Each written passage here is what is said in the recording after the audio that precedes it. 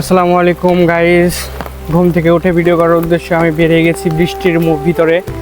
তো এখন আমরা গ্রামের রাস্তা ধরে হেঁটে যাব জমির উদ্দেশ্যে, এবং প্রথমে আমরা জমিতে যাব। জমি দেখার পর আমরা নেমে যাব উজানের ঢলে আসা যে বন্যা হয়েছে সেটি দেখার জন্য। তো সম্পূর্ণ ভিডিও দেখার জন্য সঙ্গে থাকুন, চলুন যাওয়া যাক। তো আমরা জমির কাছাকাছি একবারে চলে এসেছি। তো দেখতেই পাচ্ছেন গ্রামের মানুষ কতটা কর্মঠ হলে এই বৃষ্টির ভিতরে আপনার মাথায় মাথল দিয়ে ভিজতে ভিজতে বিছন তুলছে, এবং পাশে লক্ষ্য করলে আমরা দেখতে পারবো গরু দিয়ে মই দেওয়া হচ্ছে জমিতে, যেন জমিটা আরও সুন্দর হয়, মানে সমান হয়। যেহেতু 2-3 দিন ধরে বৃষ্টি হচ্ছে আমাদের গ্রামে টানা, সেহেতু আজকে আমি চলে আসলাম আমাদের গ্রামের সাইডে যে বিল আছে, বিলে কতটুকু বন্যা হয়েছে সেটা দেখার জন্য চলে আসলাম। তো আপনারা সবাই সঙ্গে থাকুন। আমি বিয়ের যে মেঠো পথের আল, সে আল ধরে হেঁটে চলেছি। আমার সামনে যেই আপনার পাহাড় আছে, সে পাহাড়ের উদ্দেশ্যে সেখানে যাব। এরপর সেখান থেকে আমরা বন্যা দেখার উদ্দেশ্যে নিচে যাব। তো সম্পূর্ণ ভিডিওটি দেখার জন্য সাথে থাকুন।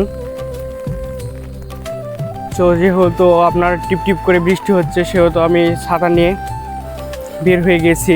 আলো অনেক পিছল, তারপরও আমি হেঁটে যাওয়ার চেষ্টা করছি। আর আপনারা তো জানেনই আমি পড়ালেখার কাজে শহরে থাকি, তো গ্রামে সেভাবে আসা হয় না। তো কালকে হঠাৎ করে গ্রামে আসছি এবং আজ ঘুরতে বের হলাম। তো চারিদিকে দেখেন নিস্তব্ধ।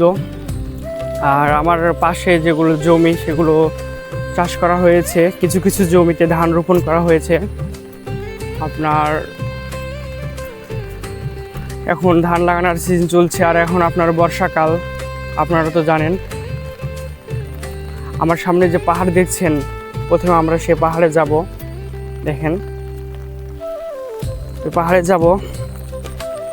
এরপর ওই পাহাড় থেকে নিচে নেমে গেলে আমরা দেখতে পারবো যে বৃষ্টির পানির যে বন্যা কত দূর উঠেছে সেটা আমরা দেখতে পারবো। তো চলুন যাওয়া যাক। তো আমি গ্রামের যে আইল ধরে হেঁটে চলেছি, খালি পায়ে হাঁটার যে আনন্দ, বিশ্বাস করেন সেটা আপনাদের আমি বলে বোঝাতে পারবো না। অনেক একটি আনন্দকর মুহূর্ত আমি কাটাচ্ছি। আমি যেহেতু শহরে থাকি, শহরের কলহ ও যানজটের যে ব্যস্ত জীবন, আর গ্রামের যে নীরব প্রকৃতির মাঝে একা হেঁটে চলার যে মজা, সেটা যারা গ্রামে থাকে বা যারা শহরে থাকে, অন্তত বছরে বা মাসে একবার করে গ্রামে আসে, তারাই বলতে পারবে। শুধু বৃষ্টির দিনে আর খালি পায়ে যেই পিছলা যে রাস্তায় হেঁটে চলার যে আনন্দ, সত্যি বলছি সেটা আপনাদের বলে বোঝাতে পারবো না। তো সম্পূর্ণ ভিডিওতে চোখ রাখুন। এবং আমরা চলে আসছি, খুব কাছাকাছি এসে গেছি। অনেক বৃষ্টি হচ্ছে, আর সেজন্যে জমির আইল অনেক জায়গায় ভেঙে গেছে, এবং আমার যেহেতু অনেক কষ্ট হচ্ছে, তারপরও আপনার খালি পায়ে হাঁটার যে আনন্দ, সেটা অনেক বেশি। কিছু কিছু কষ্ট থাকে, কষ্ট করলে আপনার মনে হয় না যে কষ্ট করছে, সেরকম টাইপের একটা। তো এখন আমি চলে এসেছি আমাদের গ্রামের পাশে যে একটা উঁচু দ্বীপ, পাহাড়ের মতন, সে পাহাড়ে। তো আশেপাশে অনেক নিস্তব্ধ, কারণ আমি অনেক সকালে এসেছি। তো অনেক মানুষ জীবিকার তাগিদে হয়তো বৃষ্টির মধ্যেও কাজে এসেছে, তবে বেশিরভাগ মানুষ এখনও আপনার কাজে নামেনি, যেহেতু বৃষ্টি হচ্ছে।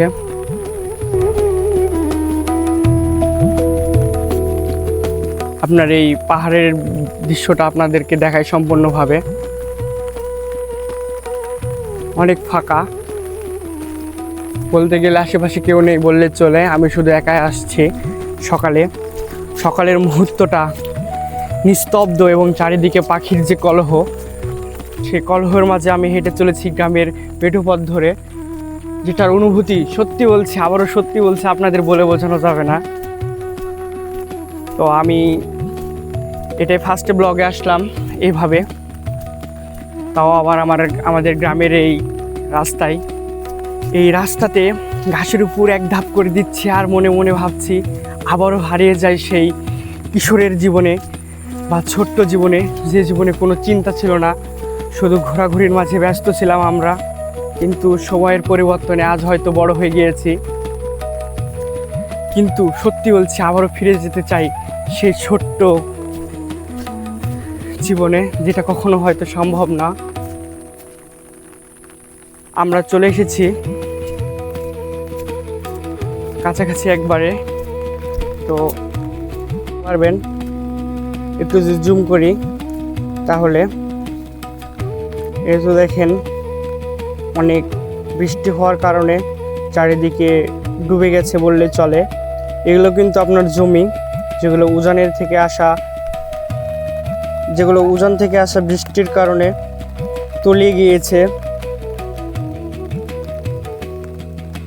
চলুন কাছে গিয়ে সম্পূর্ণ দৃশ্যটা উপভোগ করার চেষ্টা করি, আসুন। তো আমরা কাছাকাছি এসে দেখতে পারলাম খুবই খারাপ অবস্থা। কৃষকরা অনেক কষ্ট করে জমিগুলো চাষাবাদ করে আপনার ফসল রোপণ করেছিল, কিন্তু জানেন বন্যায় নেমে এসে সব কিছু আপনার ডুবিয়ে দিয়েছে। তো এটা দেখে আমাদের সবারই খুব খারাপ লাগার কথা। তো এখন আমরা বাসার দিকে রওনা দেব। যারা আমার এই ব্লগে এতক্ষণ সঙ্গে ছিলেন তাদেরকে জানাই প্রাণ থেকে ভালোবাসা, এবং দেখা হবে নতুন কোনো ভিডিওতে। সবাই ভালো থাকবেন এবং সবাই আমার চ্যানেলটি অবশ্যই সাবস্ক্রাইব করে দেবেন।